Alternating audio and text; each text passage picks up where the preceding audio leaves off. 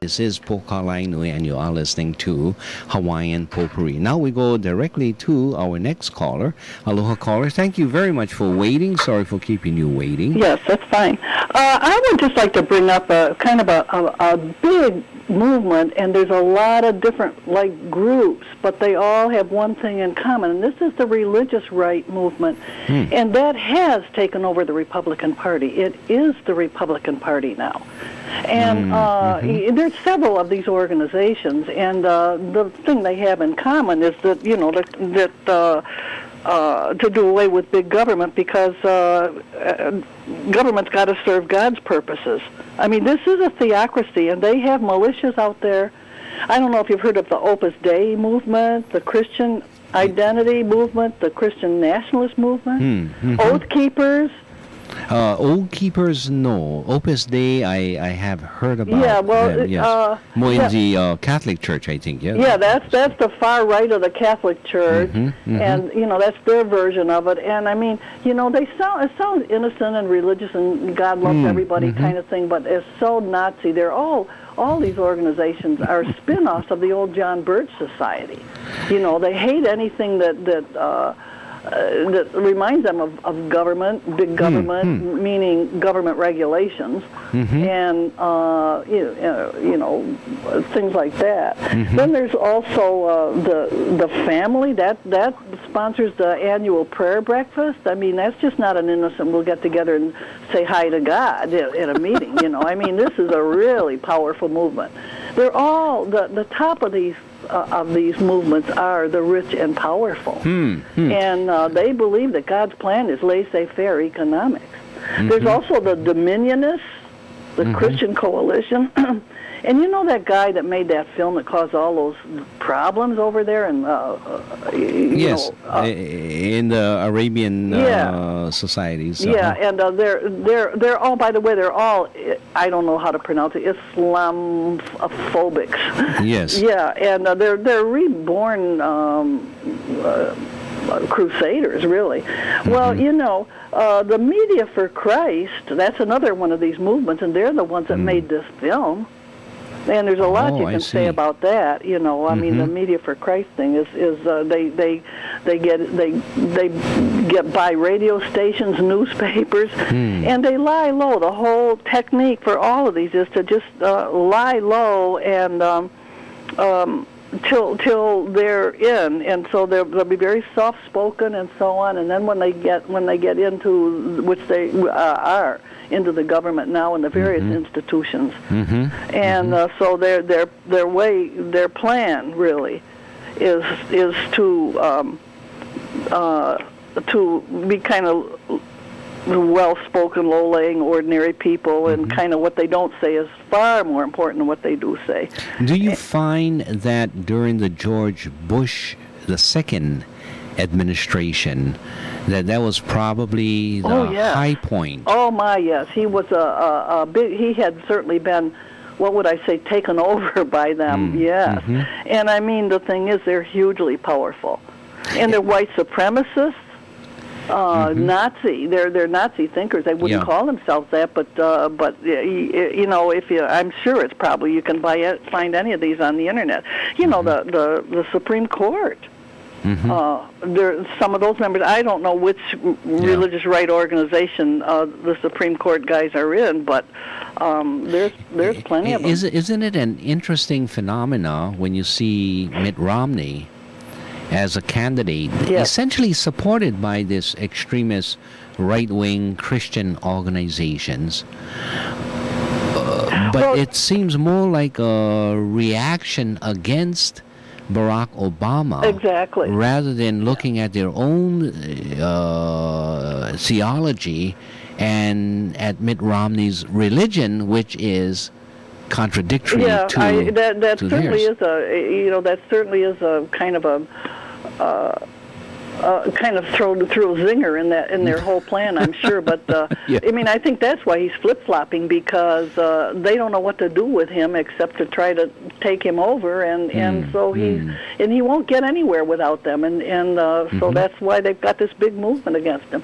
And I think the scary part is that we are talking about that movement. They're militias. They have huge militias all over, hundreds and hundreds and hundreds of them. Mm-hmm. And it's not all one organization. They each kind of have their own, and they each differ from one another in certain regards. But well, if we go back to Michael, the earlier caller, who tried to describe this archetypes of people, mm-hmm. and if we compare the extremist, even Nazi approach of religion, how would that fit within the earlier analysis or structure of analysis that Michael had suggested? Well, I'm not sure, because I just tuned in towards the end of what he was saying. Yes. But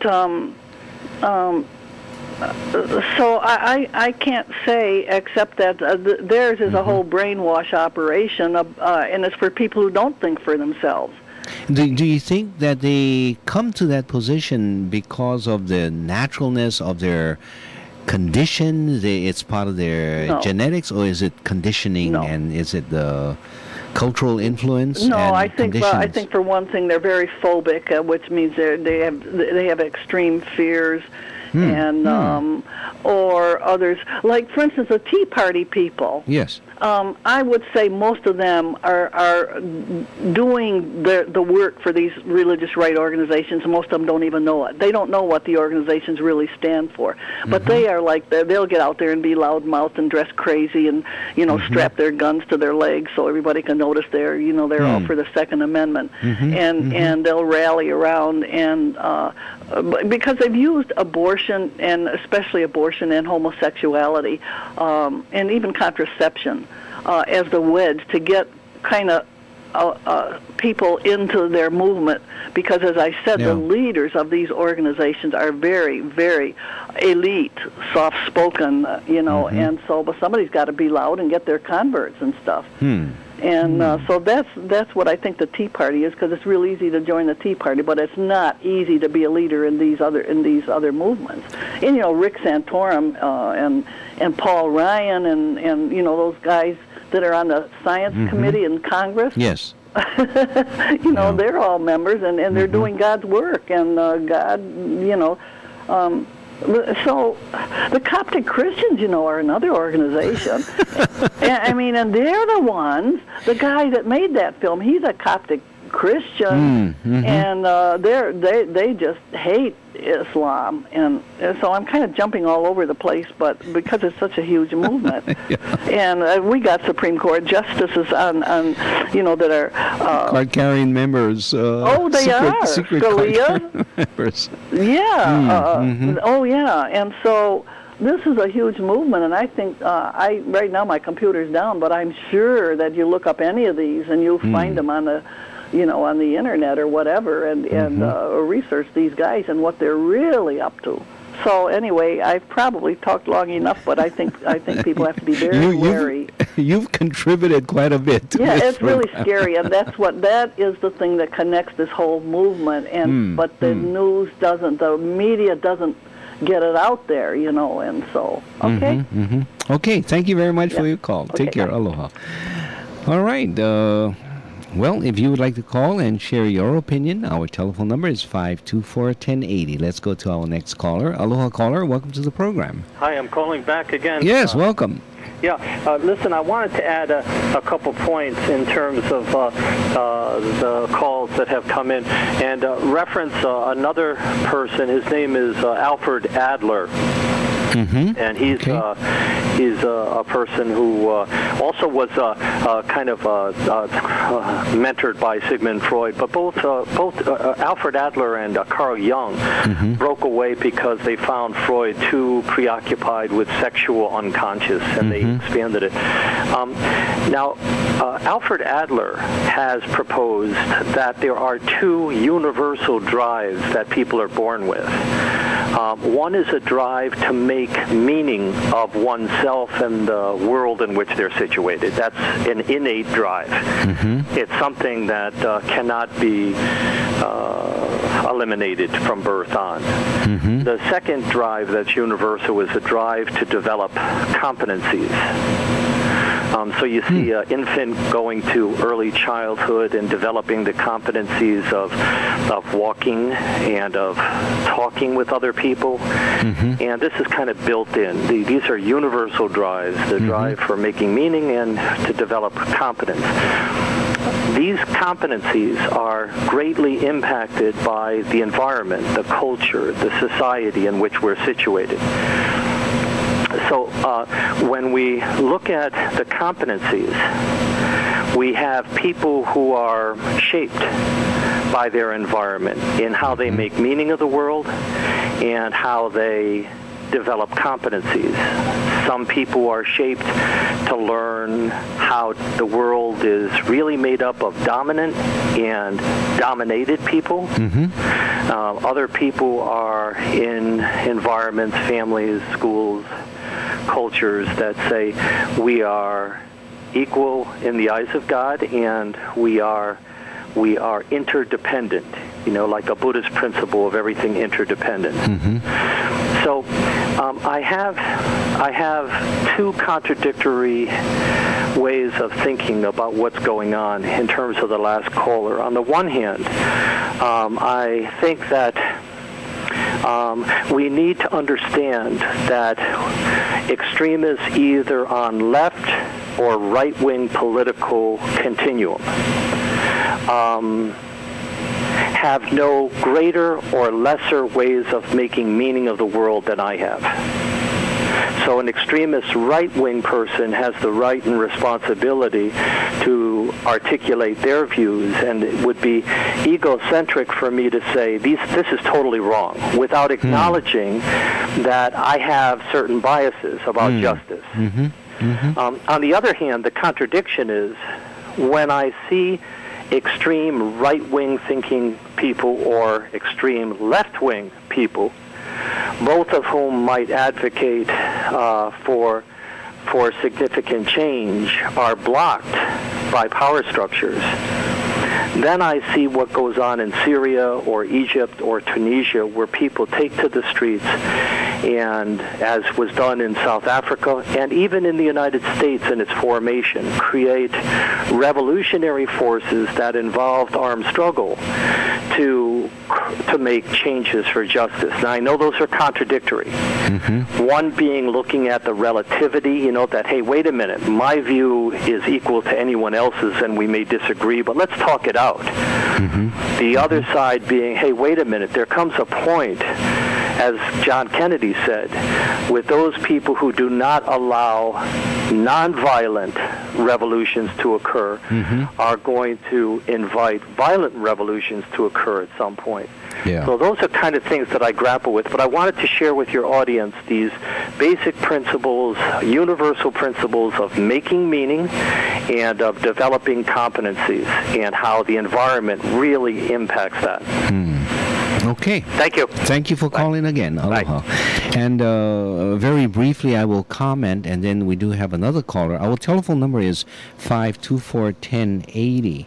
With regards to the need to understand these extremists, that they have no better way of remaking the world than I, and yet taking a cautious view on that. What comes to mind is a statement that I had just been talking with someone this week. Was it one of my program directors? The question, who is to decide between the wise man and the fool? For every person who makes a decision will see themselves as a wise man and the other guy as a fool. But the question, I think, is enough to reflect on. Don't put yourself too much on the pedestal, because every fool has his wisdom within it. And you might be the fool that we're talking about. Okay. Who is to decide between that wise man and the fool? So it gives you caution as to how one makes judgment.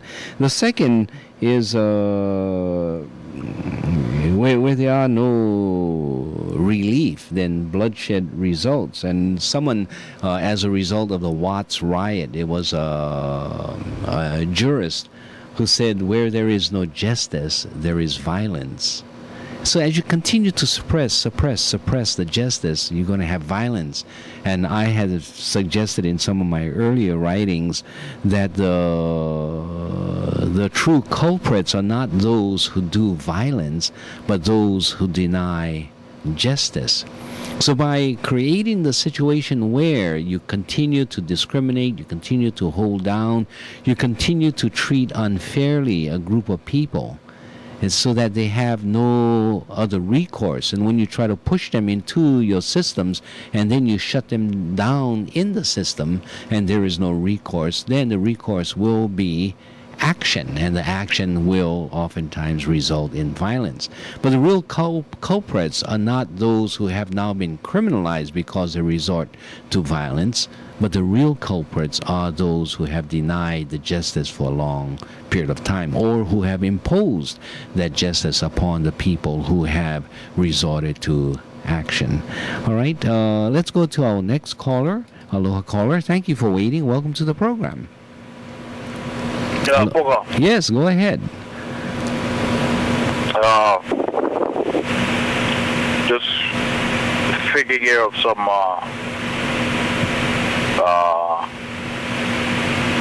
just hearing Michael's types of characters, huh? Yes. I think maybe it should be said that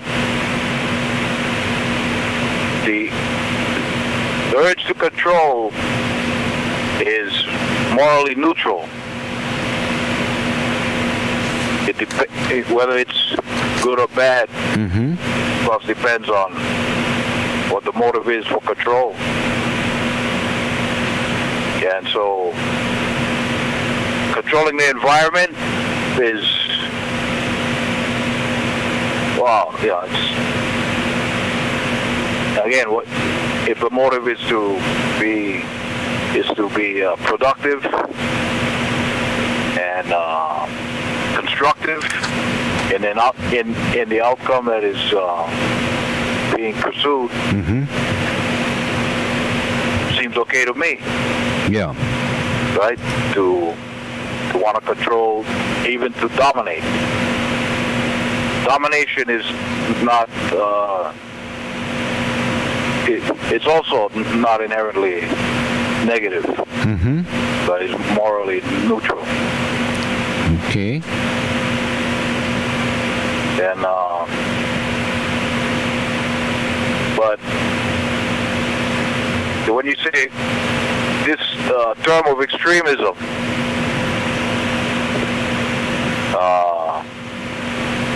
wow, a lot of things can be considered extreme. The religious group that I associated with at one time certainly would have been, or even now would be considered extreme, because they neither encourage you to seek elective office and gain influence. They go so far as to discourage you from voting. Yeah. Because they try to follow the example of, a carpenter, the carpenter who, when they tried to install him as ruler, he went away from that, and then explained to his disciples that it wasn't his time yet. Yeah, I think it was part of that biblical statement, yield unto Caesar that which is Caesar's. No. Not that one? That. No. Okay. No, not that. It was talking about, what is owed. What is owed to the government. What do you owe the government? What do you owe to God? Yeah. Well, isn't that from that statement? Yield unto Caesar that which is Caesar's, and unto God that which is God's. And so I think you're talking about the Seventh-day Adventist. No. No? Okay, I'm off the track then. Go ahead. No, you know our people don't reckon when Christ came into Jerusalem shortly before his execution, the people wanted to install him as ruler. Yes. That's why they had that elaborate parade for him. Mm-hmm. But he understood what was happening, and then he at some point he left them, and he had to explain to his disciples that it was not his time to rule. I see. Okay. And so the people in this religious organization are called actually to come out of the society, to participate in the politics. Okay. Because it is headed for ruin, but there's something far better that will replace it. Yeah. You can have a place in that. So okay. It's the time now to train for that. Yeah. We only have about 5, maybe 6 minutes more on the program. So I'm sorry. Go ahead. I thought you were saying it's. Yeah. So if you can conclude. Yeah. If you can conclude. Yeah. Just to warn you that your time is limited. Go ahead. Yeah, that's it. That's it. So, like I was saying, that would by some people. But is that a bad extreme? I think people, right? Yeah, there was a guy named Eric Hoffer who wrote a book back in the 60s. You must remember it well. And it was called The True Believer. And when you reach a point of extremism where there is no question about your belief, it becomes unquestionable, and you do not allow space for reconsidering certain points or reviewing your own beliefs. You become the true believer. And you can find true believers in whether it's communism or capitalism or Christianity or whatever it is. Anarchy. Or even anarchy. And that is a danger of being true believers, so that they reach the extreme, and at that point there's no talking to, there's no second view, there's no second glance. The Buddhistic approach says, whatever you do, it's okay, but be aware of what you're doing. Sort of stepping outside of yourself and looking in, and always asking yourself the question of whether or not what you are doing is right or wrong. Even if you're doing wrong, you know you are doing wrong. At least be aware of the fact that you are doing wrong, because only by awareness will correction be possible. But if a person is not even aware, then it's going to be impossible to correct. So that's the Buddhistic approach of awareness as being more important than action of doing right or wrong. Of course, then the next step is, well, now that you know the difference between right or wrong, you better do right more often than you do wrong. And I think that is where, who is that, the Dalai Lama or Desmond Tutu would come in and say, hey, not only talk about it, you got to act, and act correctly, to try to push yourself to it. I want to thank you, and I'm sorry we're going to have to close this program, and I need to get out of here, but I want to thank you for calling and participating. So I'll talk to you perhaps next week, okay?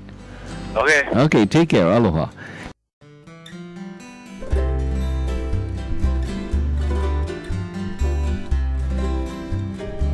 Kaulana na pua o Hawaii, Kupa ama hope o ka aina, Iki mai ka elele o ka loko ino, Pala pala anunu me ka paka.